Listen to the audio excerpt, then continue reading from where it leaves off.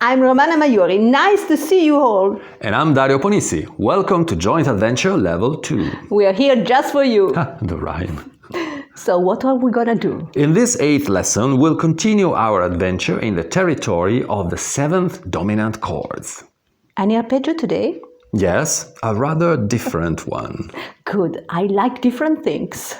So everybody, as usual, relax. Relax your guitar too and play on. Play on!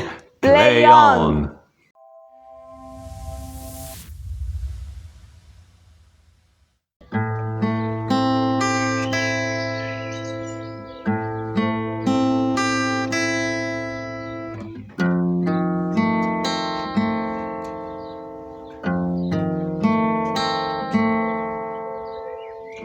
All right, I played 2 chords. The first chord was a chord of A minor 7. And the second chord was a chord of F7. So, one is a minor chord and the other one is a major chord. We studied minor chords and major chords, of course.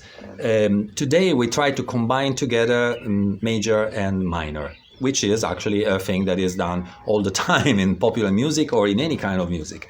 But it's important we understand that we can actually do these things. We can do anything in music. Music is completely, how can I say, like a creative affair with art. So I urge all of you to express yourselves in the best possible way. So let's go and see in detail what I did today. First of all, we take the position of A minor. The position of A minor is you place your forefinger on 2nd string 1st fret, then you go to the 2nd fret and with your middle finger press the 2nd fret on the 4th string and you place your ring finger immediately below it. And this is the result. All right, so to find the dominant 7 of a chord, you have to go back, of course, 1 tone. What we can do is to go back, for instance, from the note of A that we have on the 3rd string, 2nd fret, in other words, the one that you were pressing with your ring finger, we could go back. 1 fret is half a tone. 1 tone, it becomes 2 frets, or in this case, the open string of G. So the result would be an A minor without a ring finger. Nice sound, isn't it? Okay, this is one possible position. The other possible position would be to start again from the A minor chord and find the G on a different string. For instance, on the 1st string, we know that the 3rd fret is a G because we studied the major scale in G maybe 2 or 3 lessons ago. So if I add my pinky, okay, so this is the possible 2nd A minor 7. Also, last time we studied the A major 7, so the 7th is always the same. Okay, so this would take care of the A minor. The second chord that we began with today was an F chord, the F major chord. So if we do the position of, if we take the position of F major, which is like an E major moved downwards on the neck of one position plus the bar. Okay, so first thing that we have to find is the 7th degree of the chord of F. From F, I go back. I remind you that between F and E there is no sharp and there is no flat. So before F, I find an E, and that's only half a tone. So we have to find another half a tone. So between E and D, there is a half a tone, and so we have E flat. How do we find the E flat? First of all, you find the octave of the F. This is the root bass, we can call it, which is the note of F. And then you find the octave, you'll find it on the 4th string, 3rd fret. Okay, so it's inside the chord of F. So in other words, you go back 2 frets. If I had to go back 2 frets, I will basically take off my my pinky and play the E flat right below my forefinger, which in this moment is busy making a bar. So from the F major, all I had to do is to take off the pinky. When I take off the pinky, I had to make sure that my bar works well. In other words, that it presses well the whole fret, because otherwise I get this kind of result, which is not very nice.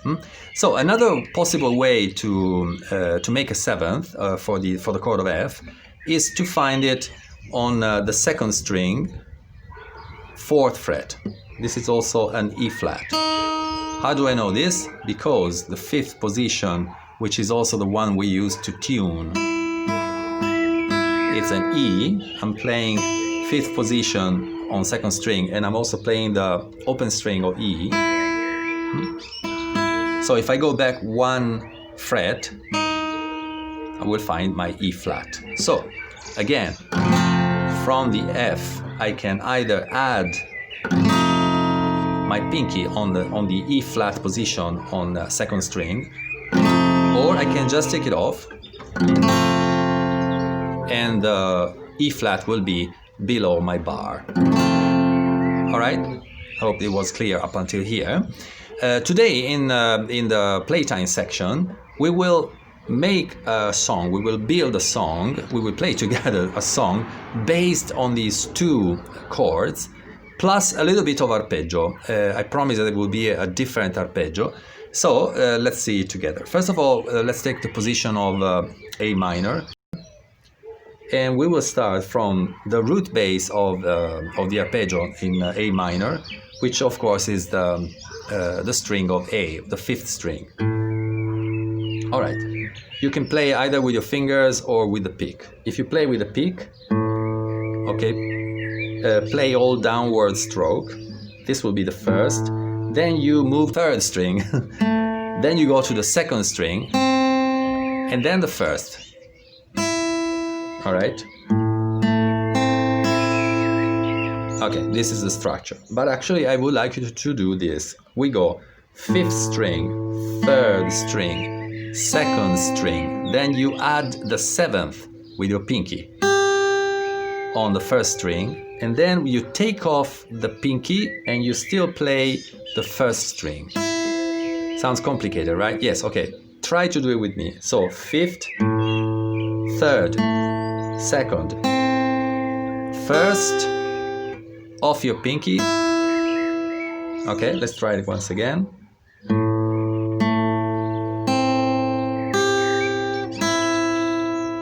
Okay, let's try once again.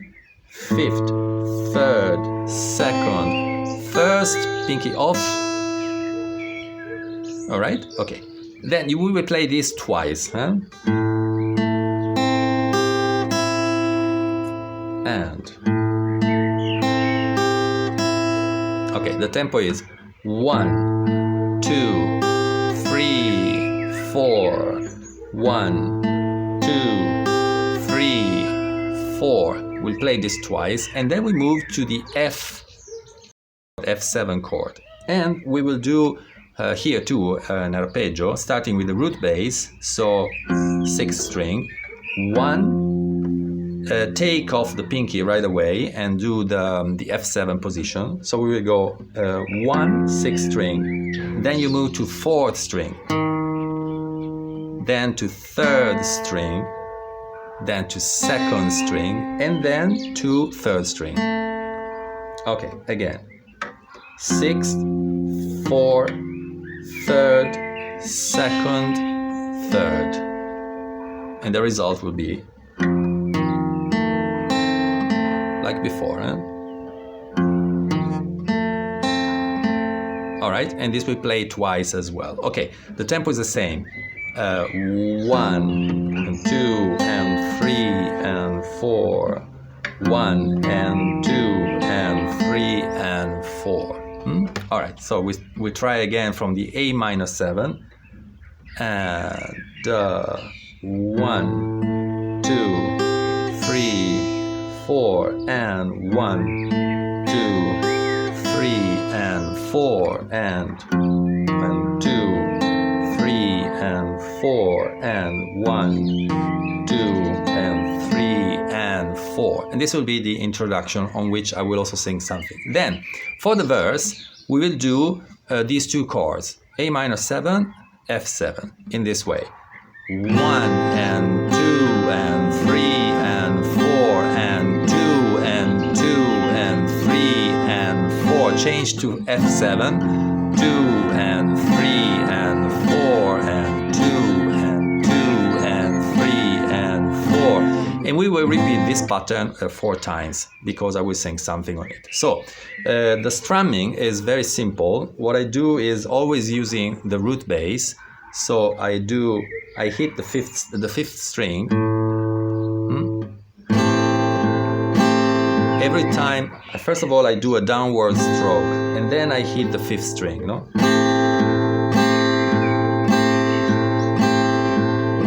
and 2 and 3 and 4. Then downward stroke. 1, root bass. 1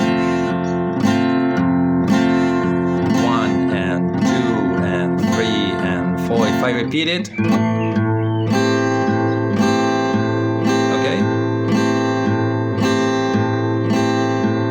Then I go to F.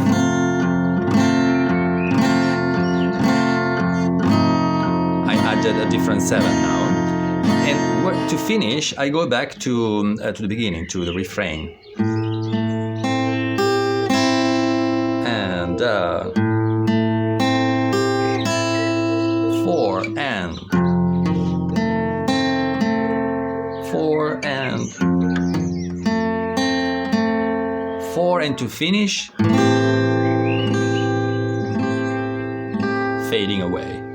All right, so I think we're ready to try our song. The title, yes, the title we will know in a few seconds. Stay tuned for Playtime.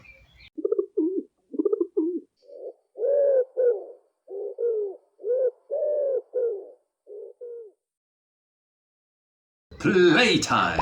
The moment we were all waiting for. Why wait? Let's play! And subscribe to our channel and please follow us on Pinterest, Facebook, Instagram. Be our special and very patient friends. So what's today's song? Major effects on minor aims. Let's see what they are. For the explanation, of course, you can refer to the second part of the lesson where we studied exactly the structure of this song. And so, without further ado, let's play. Yes.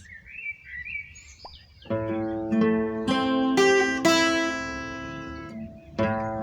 minor aims, you'll feel those major effects, that special mood that affects you and your thoughts when you play these two chords. F7 stirs the mystery that lies into unwritten words, whereas A minor seems to take you deep inside you. F7 comes to rescue you with his major effects on minor aims.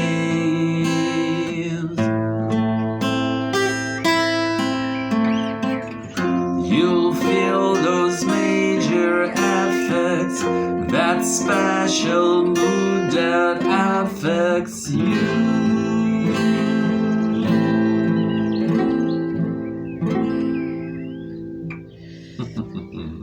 So, did you feel the effects? I still do, especially in my fingers. Oh, yes, yes. But it will get better in time. Don't worry about it. Speaking of which, it's time to separate. But come back to visit us again soon. Here at Joint Adventure Level 2. Ciao. Ciao.